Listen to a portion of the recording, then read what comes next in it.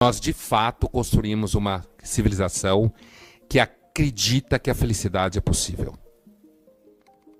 E se ela não for,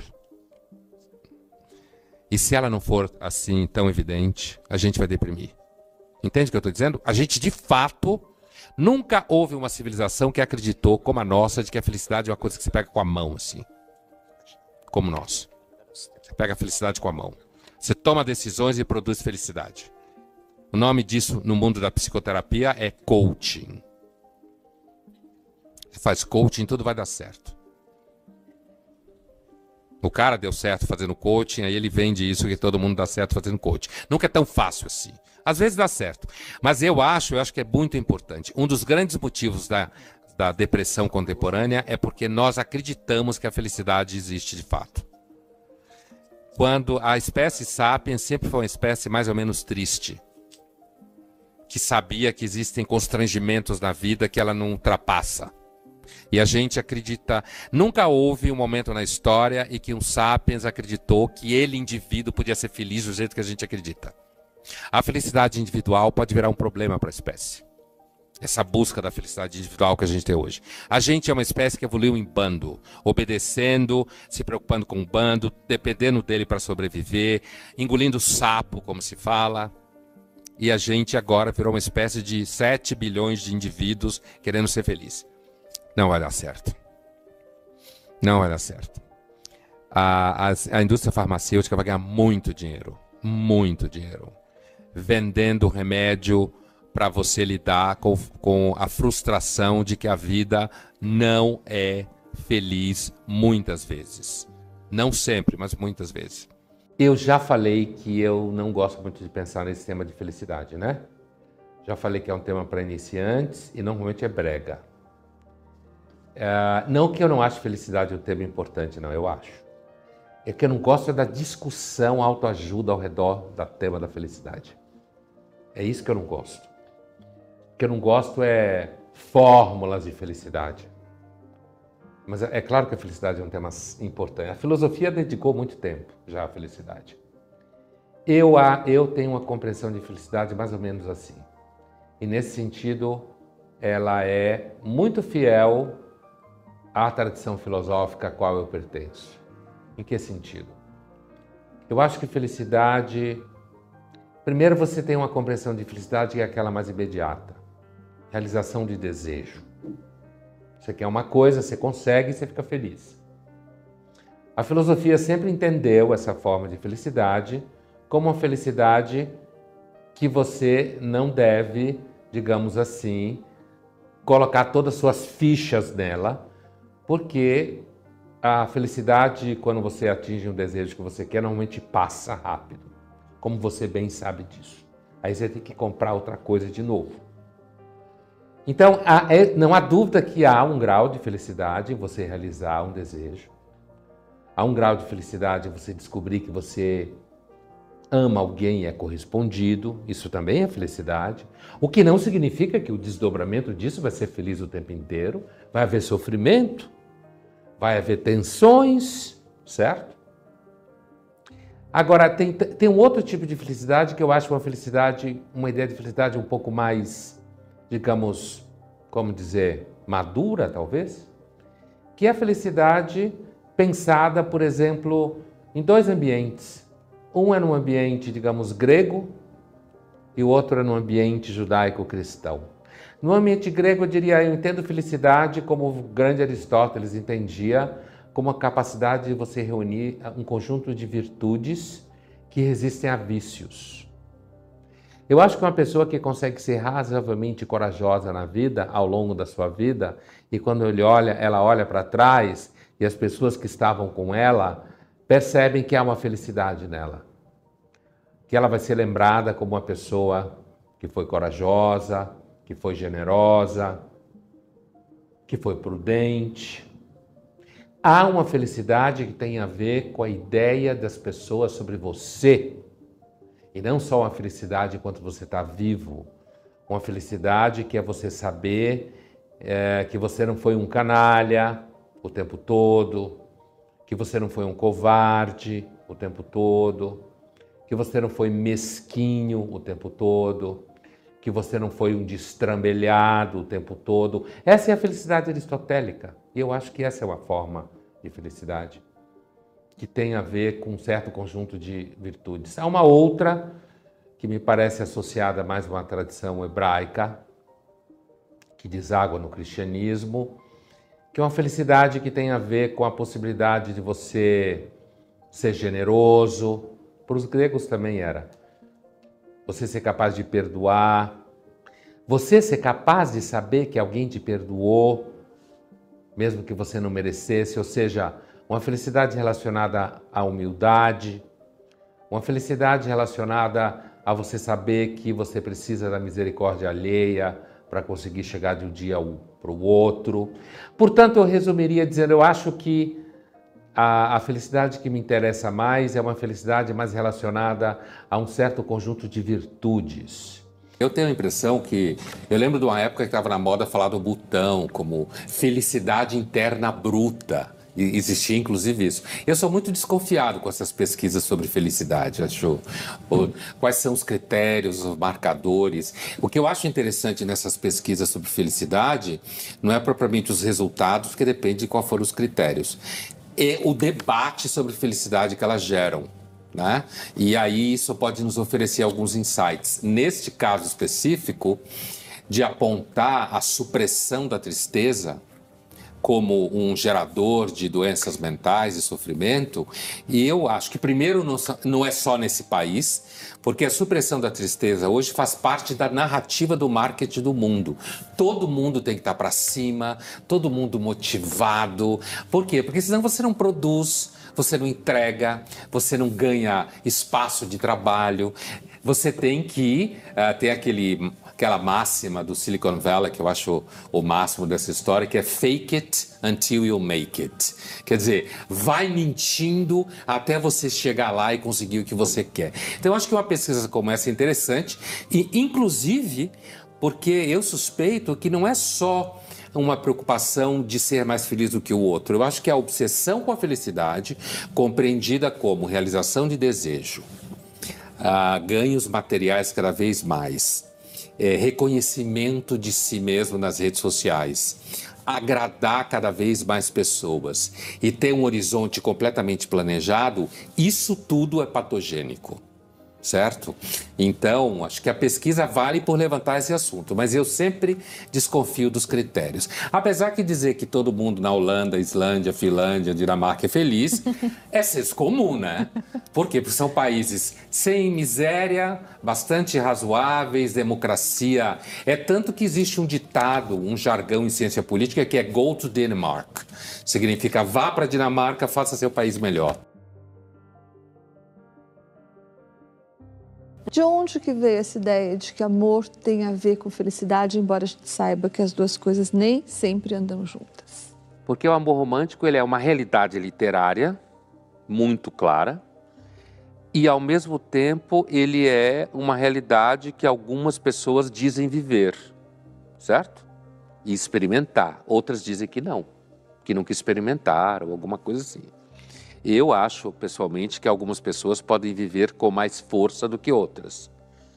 Os medievais, inclusive, achavam que só os desgraçados vivem o amor de uma forma muito poderosa, né? Que era uma doença. Porque era uma doença.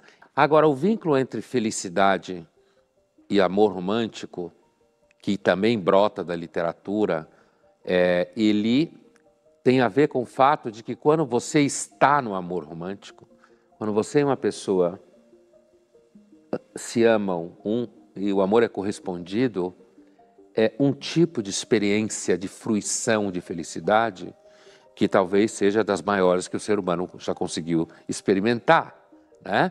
Porque é quase uma espécie de separação do resto do mundo em que a presença dos dois basta aos dois.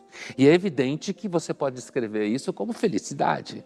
Né? Talvez uma das formas mais poderosas de felicidade. Mas efêmera, como toda felicidade. Só que passa, acaba, está submetido a estruturas do mundo. Né?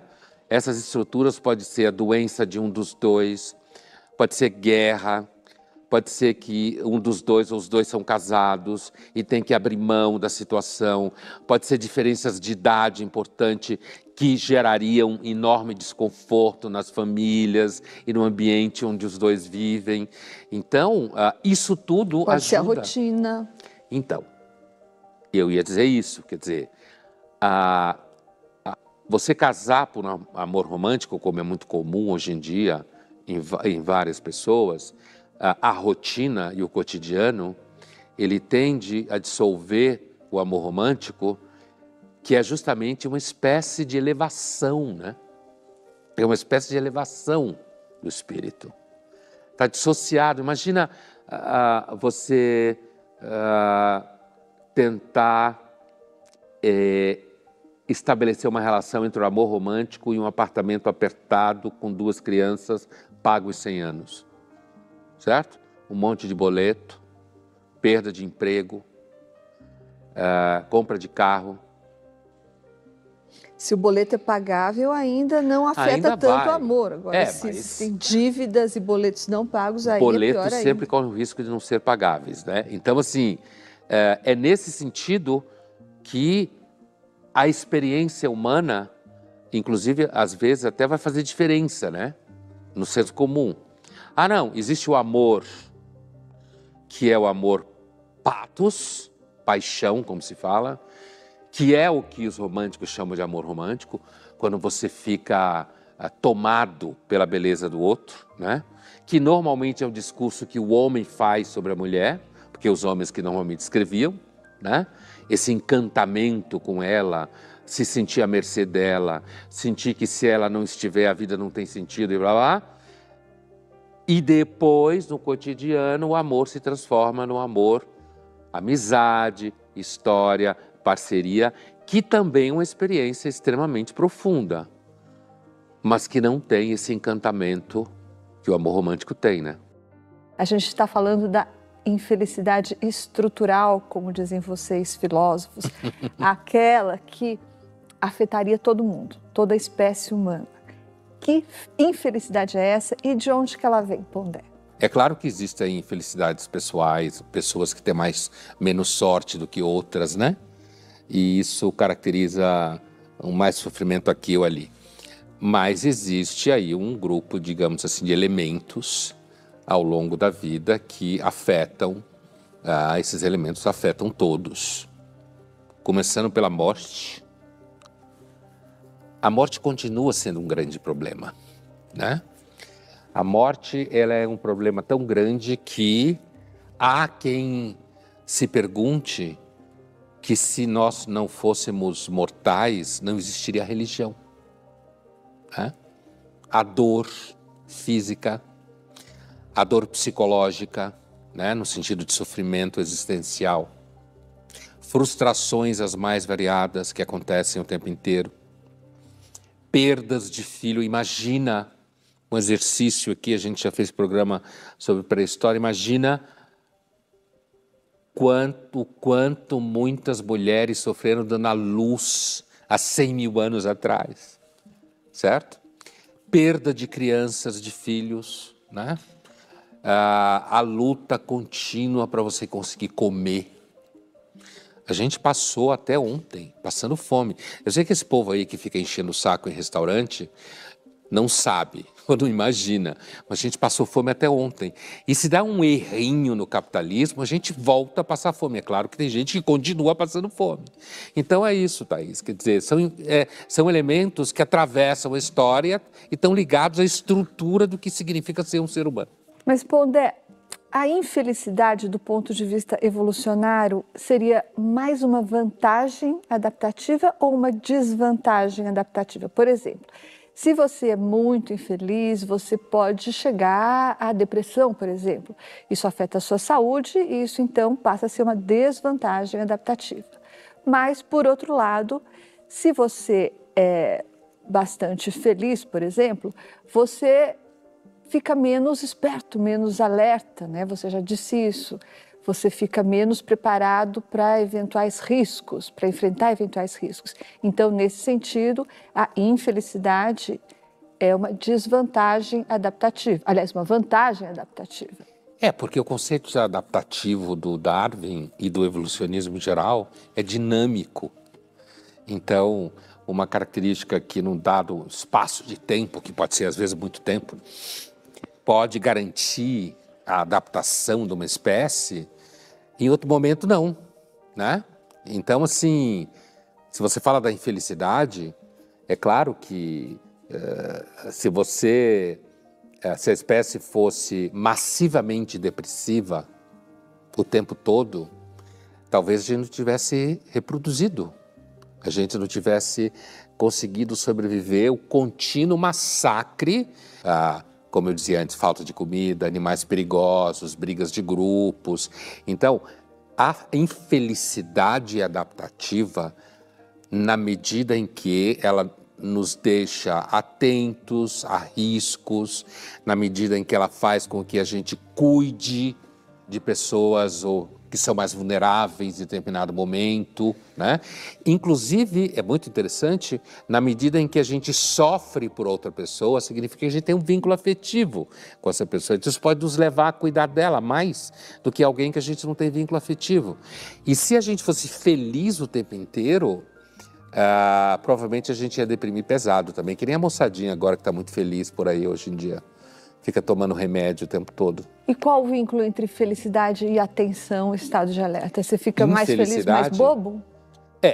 Bom, isso existe até do ponto de vista do senso comum, né? Quando você vê um jovem muito bobo, é porque provavelmente os pais dão tudo para ele o tempo inteiro, fazer ele achar que ele é o Picasso o tempo todo, fazer ele pensar que ele é o centro do mundo. Aliás, o que está acontecendo hoje em dia, né? Ser um filho só e transforma ele joga um monte de expectativa, fazer ele achar que ele é o máximo, ele vai para a vida e toma um pé na bunda, como o mundo faz com todo mundo.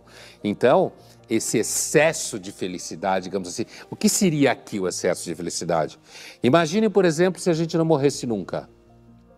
Imagine, por exemplo, portanto, a gente não adoecesse nunca, ou nunca adoecesse de forma mortal. Isso já mudava tudo. Você imaginou se a gente fosse de fato eterno? Significa a população não ia poder crescer. Imagine se você calcule a ideia de que você fosse viver para sempre com um corpo de 25 anos. Em algum momento você ia ficar de bode. Tem aquele conto do Borges que fala isso mesmo, como é o nome dele, que todo mundo é imortal, não é? E todo mundo é muito entediado, muito chato e nem fala, nem abre a boca, de tão entediado. Então, o Bauman fala desse conto quando ele está falando do mal-estar na pós-modernidade. Quer dizer, o mundo de imortais não tem nem sentido fazer uma decoração de uma casa, não tem por que fazer escada, não tem por que fazer, porque você fica... porque nem os deuses gregos, né? Ficavam infernizando a vida dos mortais para conseguir ter alguma coisa para fazer.